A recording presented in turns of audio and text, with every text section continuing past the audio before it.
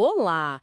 Hoje nossa conversa é sobre como a gente mede o desempenho do coração, mais especificamente o débito cardíaco. Temos aqui uns materiais técnicos, né, que detalham os métodos de cálculo e a ideia é destrinchar o essencial deles. Bom, muita gente já ouviu falar daquela fórmula mais básica, né? Débito cardíaco igual ao volume sistólico, que é quanto sangue sai a cada batida, multiplicado pela frequência cardíaca, quantas batidas por minuto. Parece simples, né? Sim, essa é a abordagem mais, digamos, direta. É muito usada para ter uma ideia rápida. Mas olha, para uma análise um pouco mais profunda, sabe? Especialmente em situações clínicas onde a gente precisa de mais precisão e entender como o corpo está usando o oxigênio de verdade, aí a gente precisa de outro método.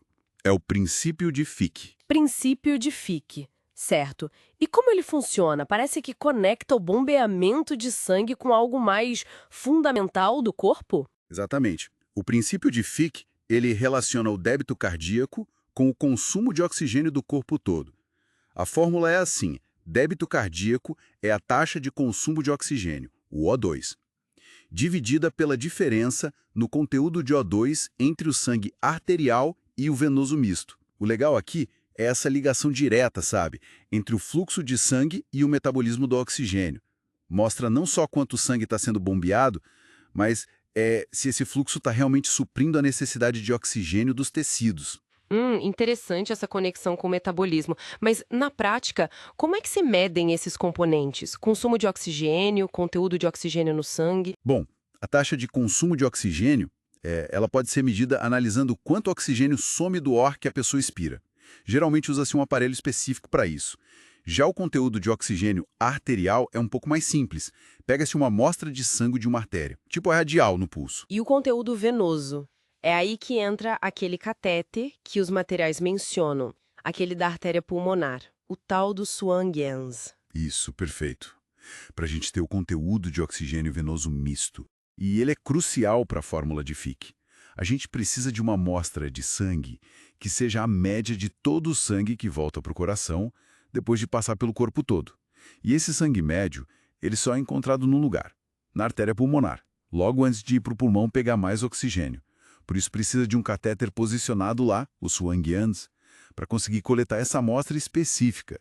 Não tem outro jeito para ter esse valor misto. Entendi a necessidade do catéter para pegar essa média do sangue venoso. Faz sentido.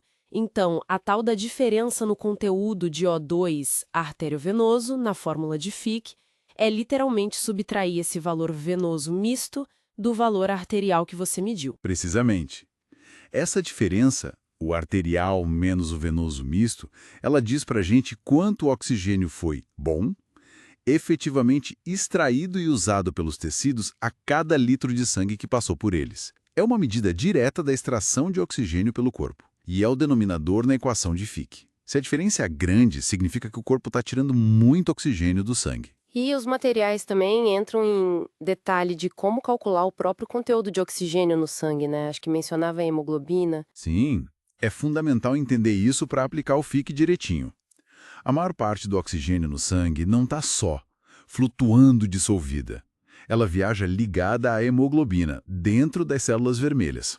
A equação para calcular o conteúdo total de O2 numa amostra de sangue é: você pega a capacidade de ligação de O2 da hemoglobina, que é um valor constante, tipo 1,34 ml de O2 por grama de hemoglobina, multiplica pela concentração de hemoglobina que a pessoa tem no sangue e multiplica pela porcentagem de saturação dessa hemoglobina.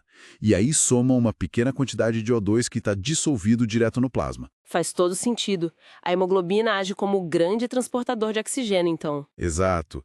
A quantidade de oxigênio que está só dissolvida é bem pequena em condições normais, sabe? Por isso, o que manda mesmo no conteúdo total de O2, tanto arterial quanto venoso misto, é a quantidade de hemoglobina e o quão cheia de oxigênio ela está, ou seja, a saturação. E isso é essencial para a gente poder calcular aquela diferença arteriovenosa que vai na fórmula de Fick. Ok, então, resumindo um pouco. A gente tem basicamente duas formas principais de olhar para o débito cardíaco. Uma é a multiplicação mais simples, volume sistólico pela frequência cardíaca, útil para ter uma estimativa rápida.